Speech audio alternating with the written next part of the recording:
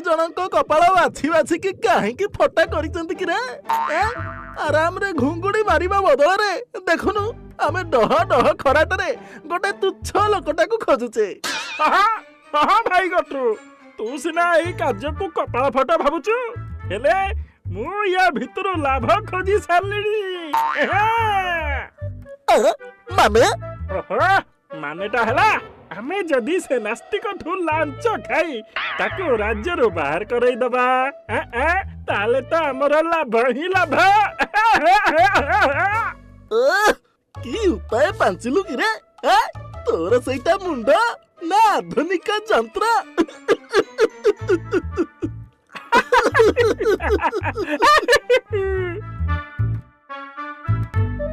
ଆରେ ଭାଇ, ତମେ ବାଟରେ ଗୋଟେ ନାସ୍ତିକକୁ ଦେଖିଛ କି?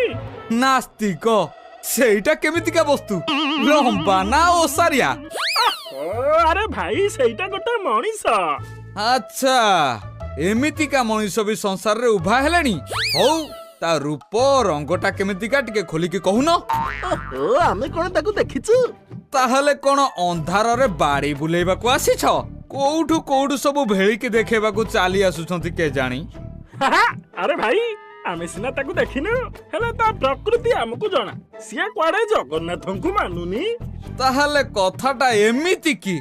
ଆରେ ମୁଁ ପରା ସେଇ ଲୋକ, ମୁଁ କିଛି ମାନିବିନି। ବାହାର କର, କୋଉଠି କଣ ରଖିଛୁ ବାହାର କର। ତୁମେ ଦି ଜଣ କଣ ଡକାୟତ? ନାଇଁ, ଆମେ ରାଜାଙ୍କ ସୈନିକ। ଏ ରାଜ୍ୟର ସୈନିକ ମାନେ ବି ଦୁର୍ନୀତି କରୁଛନ୍ତି। ବେଶୀ ଚତୁରତା ଦେଖାନି, ପାଖରେ ଯାହା ଅଛି ଦେଇଦେ। ଆମେ ତତେ ରାଜ୍ୟରୁ ବାହାର କରେଇଦବୁ, ନହେଲେ ସେନାପତି ବଟୁକନାଥ ତୋ ମୁଣ୍ଡ କାଟ କରିବେ। ମୋ ମୁଣ୍ଡ ତ କଟା ହବ, ତୁମ ଦୁଇ ଜଣଙ୍କର ମୁଣ୍ଡ କାଇଁ ବିନ୍ଧୁଛି? ତୁମକୁ ମୁଁ ଫୁଟି କଉଡ଼ିଟିଏ ବି ଦେବି ନେଇ। ନେଇ ଚାଲ ମତେ ରାଜ ଦରବାରକୁ। ଆରେ ମୁଁ କିଛି ମାନିବିନି। ବୁଝିଲୁ ଭାଇ ଗଟ୍ରୁ, ପ୍ରକୃତରେ ଲୋକଟା ମରଣ ମୁହଁକୁ ଯିବାକୁ ମନ ବଳେଇଛି। ହଁ ନା, ଇଏ ମରୁ, ୟାକୁ କଣ ଆମେ ସୁଧି ହଉଛେ କି? ଆଉ ଠିଆ ହେଇ ରହିଲ କାହିଁକି? ଚାଲ ଯିବା, ମୁଁ କିଛି ମାନିବିନି। ତୁମେ ତାହେଲେ ଜଗନ୍ନାଥଙ୍କୁ ଅପମାନିତ କରୁଛ? ନା, ମୁଁ ଅପମାନିତ କରୁନି, ମୁଁ ତାଙ୍କ ସ୍ଥିତିକୁ ମାନୁନି। ଯଦି ମାନୁନ, ତାହେଲେ ଚୁପ୍ ହେଇକି ରୁହ। ଲୋକଙ୍କୁ ମହାପ୍ରଭୁଙ୍କ ବିରୁଦ୍ଧରେ କାହିଁକି ମତଉଛ? ନା ମହାରାଜ, ମୁଁ ତ ସତ୍ୟକୁ ଉଜାଗର କରୁଛି। କଣ କହିଲୁ ପାପି?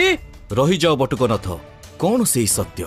ସତ୍ୟଟା ହେଲା, ଜଗନ୍ନାଥଙ୍କର ଚମତ୍କାର ବୋଲି କିଛି ନାହିଁ। ଜଗନ୍ନାଥଙ୍କର ଚମତ୍କାର ନାହିଁ ବୋଲି ତୁମେ କଣ ପ୍ରମାଣ କରିପାରିବ?